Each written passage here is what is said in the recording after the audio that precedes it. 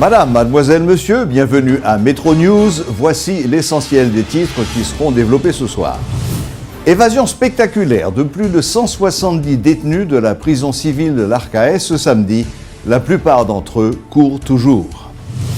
La mairesse de l'Arcahaie dénonce la brutalité policière dont ont été victimes les habitants de cette commune après l'évasion spectaculaire de la prison de la ville. Petite Dessalines menace de recommencer avec les manifestations de rue si un président élu n'est pas installé le 7 février prochain. Plus de 170 prisonniers, dont certains armés, se sont évadés samedi lors d'une mutinerie survenue à la prison de l'Arcahaie où sont incarcérés en temps normal 266 détenus. Selon les premiers éléments de l'enquête, lors du repas des prisonniers, un gardien a oublié de fermer une porte. Des mutins ont ainsi pu sortir du réfectoire, se rendre à l'arsenal où ils ont pris des armes.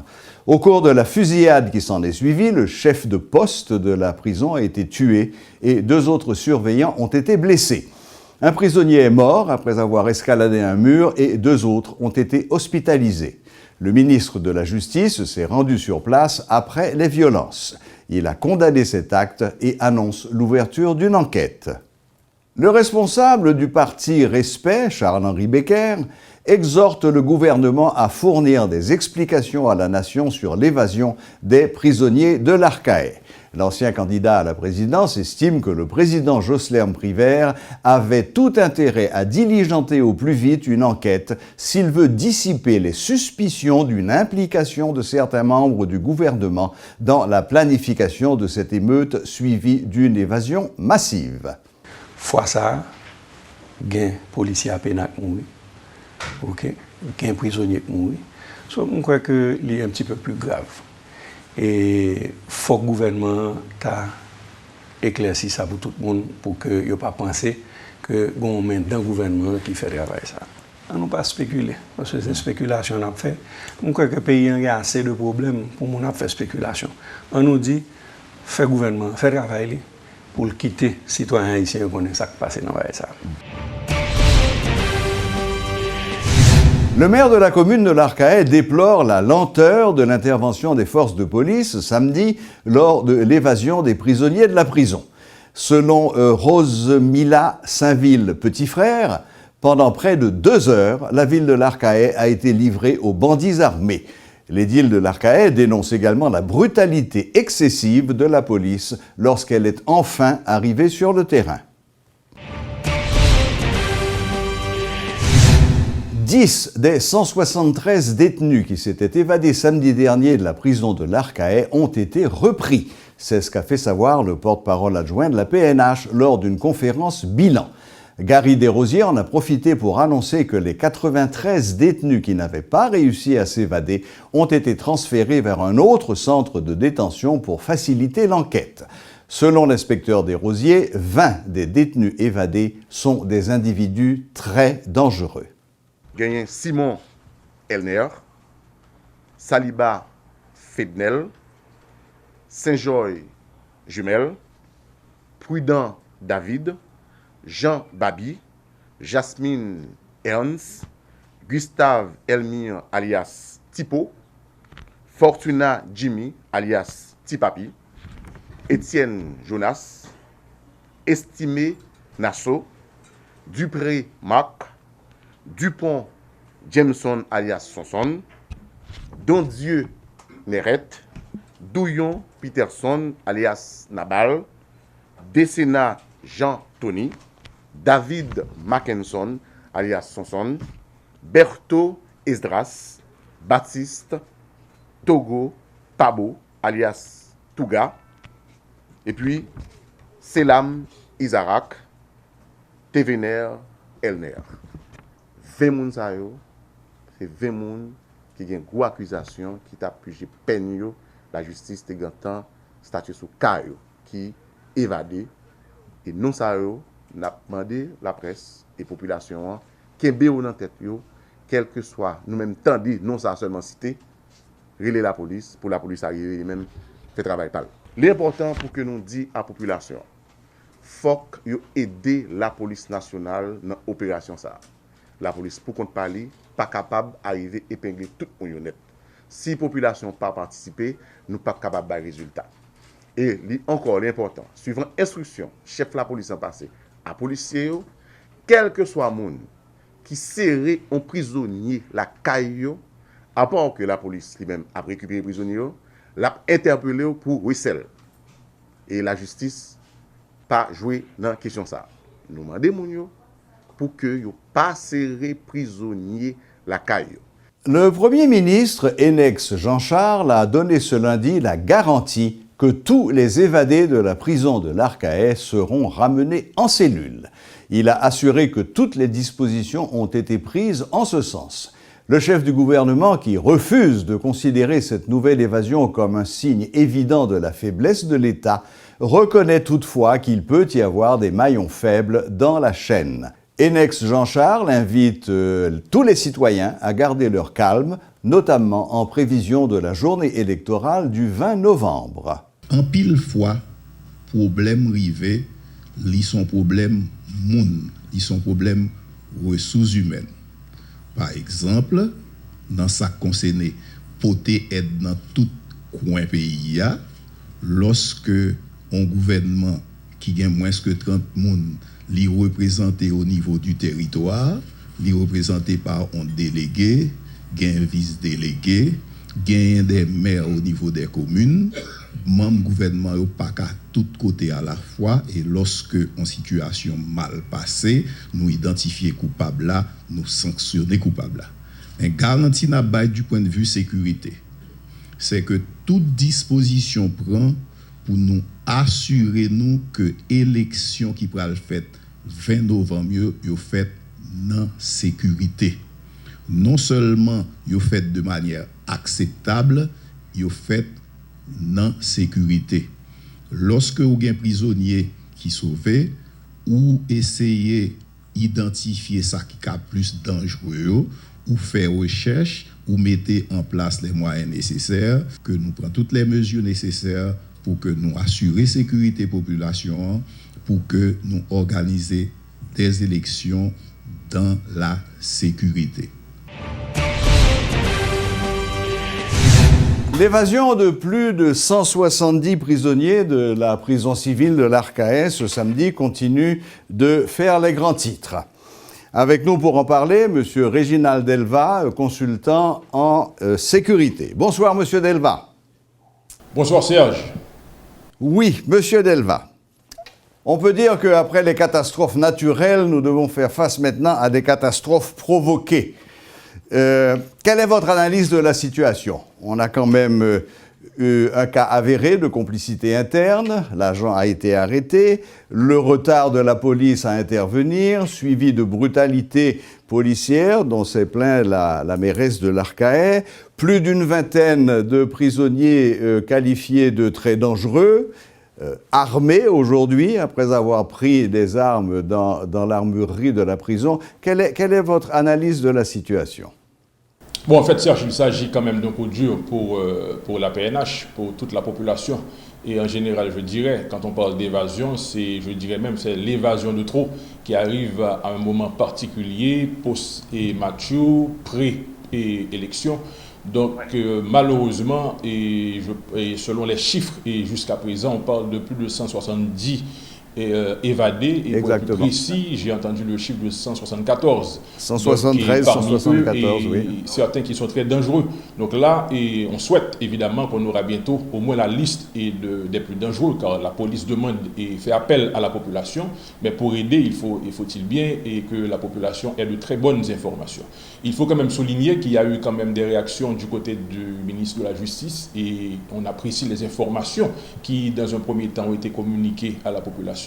Oui. Donc là, mais il faut plus que ça, il faut aller plus loin. Il ne faut pas oublier quand même qu'on parle de prison où étaient gardés des condamnés. Et qui dit condamné dit évidemment, il y a eu des témoignages, il y a eu des personnes à porter plainte, il y a eu des personnes à témoigner.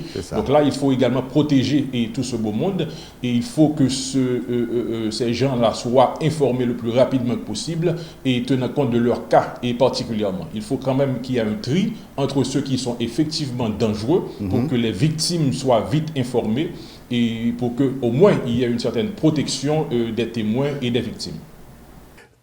Parmi les rumeurs qui courent, et c'est toujours le cas dans ces cas-là, certaines personnes avancent l'hypothèse que cette évasion spectaculaire, apparemment très bien préparée, aurait eu pour but de libérer des prisonniers étrangers et plus particulièrement colombiens liés au trafic de la drogue. Est-ce que vous en avez entendu parler ? Bon, en fait, on attend les détails des autorités concernées, mais ce qui a été constaté, c'est que le ver est dans le fruit.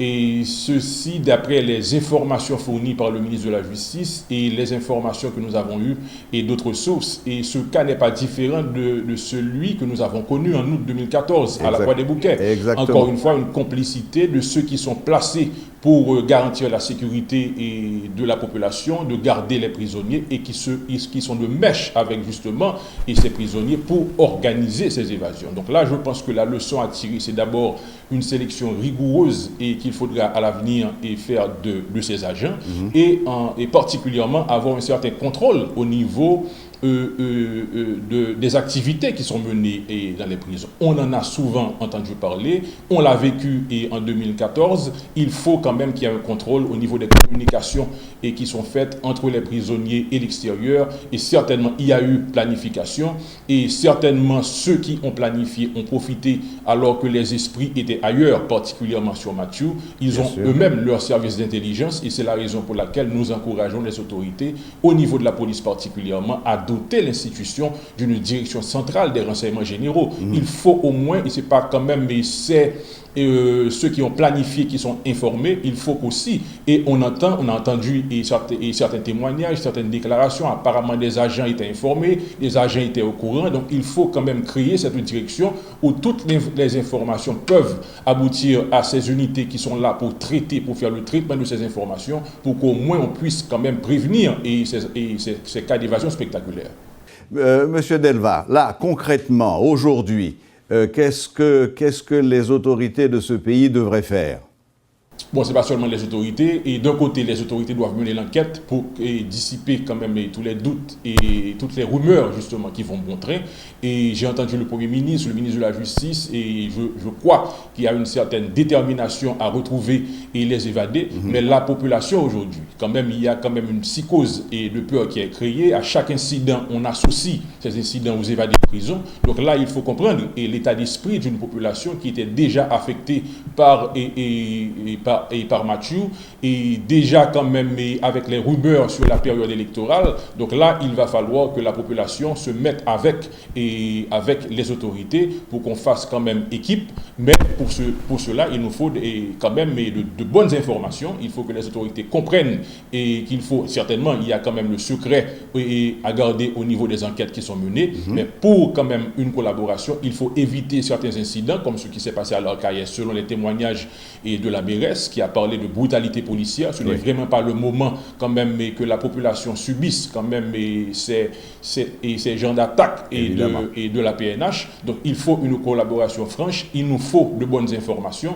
il faut la liste au moins des plus dangereux pour que ceux qui sont concernés, je parlais des victimes, des témoins, soient quand même informés au plus vite pour qu'au moins on puisse y avoir d'ici quelques jours le nombre de gens qui ont été appréhendés. N'oubliez pas, quand on parle de saison cyclonique, on parle de Mathieu, il y a pas mal de gens qui ont perdu leurs pièces. Les évadés peuvent utiliser cette stratégie, ils n'ont pas de pièces. Donc là, il y a tout un système à mettre en place pour informer la population et particulièrement, encore une fois, je le répète, les victimes, les témoins et les juges, les hommes de loi qui étaient dans certains procès, car il y a pas mal de condamnés selon les informations qui sont aujourd'hui dans les roues. Donc, il faut aller vite, il faut aller bien. Aujourd'hui, on parle de 174, on aurait souhaité que d'ici quelques jours, on ait quand même un autre bilan, un autre chiffre de la PNH qui montre effectivement qu'il y a un travail qui est fait. Au dernier bilan, d'ailleurs, que nous avons reçu ici, il semble que 10 des prisonniers aient déjà été repris et la liste des 20 les plus dangereux a aussi été établie. Donc, c'est un commencement. Non, là, Et je me suis sûr, mais là, justement, il va falloir que les autorités se mettent d'accord pour nous fournir de très bonnes informations. On a parlé dans un premier temps de 256 prisonniers, c'était ça l'effectif au départ, si on répète les informations des autorités elles-mêmes. Et on a parlé de 91 qui avaient répondu à l'appel. Si on fait quand même le calcul, ça nous donne 165 évadés. Alors maintenant, on nous parle de 174. Il y a eu erreur au départ. On ne veut pas, c'est la raison pour laquelle j'ai souligné, il faut aller vite, mais il faut aller bien. Parce qu'il ne faut pas créer une confusion et donner l'impression qu'on est en train de quand même de nous mener en bateau. Donc là, il faut être clair. Donc on comprend la situation. D'ailleurs, moi, on l'a vécu en 2014, mais il faut que la population soit informée. Il faut qu'elle ait de bonnes informations. Monsieur Delva, merci infiniment pour cet éclairage. Merci pour votre expérience sur la question. Et comme on dit, l'enquête se poursuit et nous allons la suivre. Et j'espère que celle-ci aboutira. À bientôt. Absolument. Au revoir. Merci. Au revoir. Petite-Dessalines menace de reprendre la mobilisation si la présidence provisoire de Jocelyn Privert va au-delà du 7 février 2017. Les dirigeants du parti de Moïse Jean-Charles, qui rencontraient la presse ce lundi, se disent prêts à recommencer avec les manifestations de rue au cas où un président élu ne serait pas installé au Palais national le 7 février prochain. Reportage Éloge Milfort et Paul Léel. C'est pour Petite-Dessalines la date du 20 novembre qui vient d'être choisie pour la tenue du premier tour des prochaines élections ne pose aucun problème. Celle du second tour, fixée le 29 janvier, suscite des réactions au sein de la plateforme. Les modifications apportées au calendrier électoral ont le don de stupéfier le militant Ronnie Timothée, l'un des porte-parole de Petite-Dessalines. Le conseil électoral, là, 20 novembre, nous acceptons parce que le pays a sorti une catastrophe naturelle. Mais par contre, lors du 29 janvier, presque 2 mois, 10 jours après le premier tour, nous avons connaître qui ça conseil là va le faire avec 2 mois, 10 jours. Se questionna avec perplexité sur les motivations du CEP en adoptant cette mesure, le candidat malheureux à la députation pour la première circonscription de Port-au-Prince y voit une manœuvre politicienne. Fort de cela, Ronnie Timothée rappelle les conseillers électoraux à l'ordre. Nous avons une grande bagaille plateforme Petite-Dessalines croix là-dedans. 7 février, il doit respecter et nous avons fait tout ça capable pour le respecter. Et il n'y a pas que le CEP à se trouver dans la ligne de mire de Petite-Dessalines. Le président provisoire de la République également pourrait faire les frais de cette décision au cas où le chef de l'État qui sortira des élections de novembre n'aurait pas été installé à la date constitutionnelle du 7 février. En 3 points et visiblement très ferme, Ronnie Timothée résume la position de son parti. Nous écrit conseil électoral là pour nous dire que 7 février n'est pas négociable. Deuxième bagaille là, au-delà de 7 février, plateforme Petite-Dessalines pas responsable président Rivet dans le palais national. Et troisième bagaille là, après 7 février, nous ne prenons aucune transition sous aucune forme, sous aucun prétexte. La plateforme Petite-Dessalines a toujours supporté la présidence provisoire de Jocelyn Privert, et ce, même en dépit du fait que le mandat de ce dernier a expiré le 14 mai dernier. Mais avec les modifications qui viennent d'être apportées au calendrier électoral, il paraît évident qu'un divorce se profile à l'horizon. Les pluies diluviennes qui se sont abattues sur plusieurs départements du pays les 20 et 21 octobre ont fait 5 morts et un disparu à Tiparadi, localité de la 4e section Lestère-des-Rés, dans la commune de Baie-de-Haine, département du nord-ouest d'Haïti. Selon un communiqué du ministère de l'Intérieur, ces victimes, membres de 2 familles distinctes, ont été surprises par le débordement des eaux d'une rivière bordant le village. Les communes de Bombardopolis, Jean Rabel, Maule-Saint-Nicolas et Port-de-Paix ont reçu également d'intenses précipitations qui ont occasionné des dégâts importants sur l'habitat, l'agriculture et les infrastructures routières. Des inondations et des éboulements ont été également enregistrés à Anse-Rouge dans l'Artibonite, à Ansavo, Arnaud, Baradère et l'Asile dans les Nippes. De même, dans le département du Sud, à la suite des précipitations qui ont duré plusieurs heures, de spectaculaires remontées des eaux ont été constatées, notamment à Bergeau et en divers quartiers de la ville des Cailles. À Saint-Louis-du-Sud, Aquin et Cavaillon, les rivières et les ravines ont débordé, entraînant des inondations. Le pont de Martineau, reliant Cavaillon à l'hôpital Lumière à Bonnefin, a été fortement endommagé. Dans la commune de Baie-de-Haine, 800 familles ont été évacuées dans la soirée du 20 octobre et hébergées à l'école Maria Goretti et l'école Henri Ier. Les autorités locales et la protection civile ont aussi procédé à l'évacuation de plusieurs familles au Môle Saint-Nicolas. Plus d'1 millier de cas de choléra ont été recensés durant la période post-Matthew, selon les services épidémiologiques du ministère de la Santé. Alors que de son côté, le Bureau des Nations Unies pour la coordination des affaires humanitaires, OCHA, en Haïti rapporte 2271 cas de choléra suspectés du 4 au 19 octobre. Rappelons que selon les dernières informations fournies par les autorités, 53% des structures de santé visitées dans la Grande-Anse sont inutilisables et les 6 centres de traitement du choléra, CTC, sont endommagés. Dans le sud, 29% des 15 hôpitaux visités sont inutilisables, 3 des CTC sont détruits et 1 est très endommagé. Parallèlement, à Port-au-Prince, plusieurs dizaines de marchandes et de marchands du marché de la Croix-des-Bossalles ont manifesté ce lundi pour protester contre la recrudescence de l'épidémie de choléra au niveau de ce centre commercial où la saleté est omniprésente. Selon les protestataires, 5 décès liés au choléra sont déjà recensés.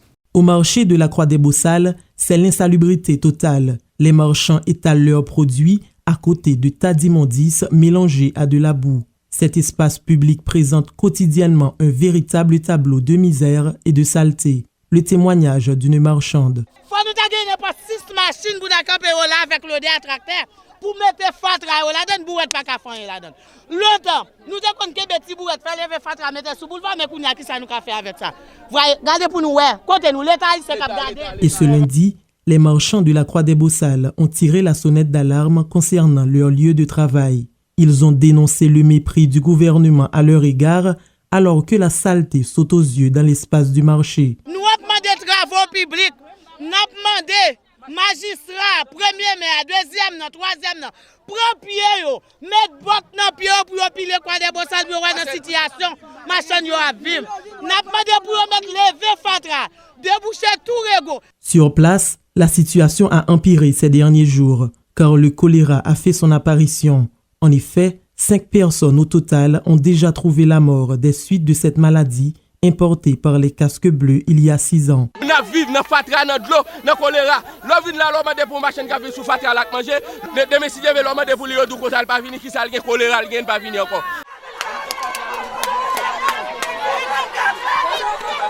La Croix-des-Bossalles a la réputation d'être l'un des marchés les plus sales du pays, mais aussi d'être un endroit où beaucoup de citoyens de la capitale s'approvisionnent. La présence du choléra dans cet espace stratégique fait donc peser une lourde menace sur une bonne partie de la population de Port-au-Prince.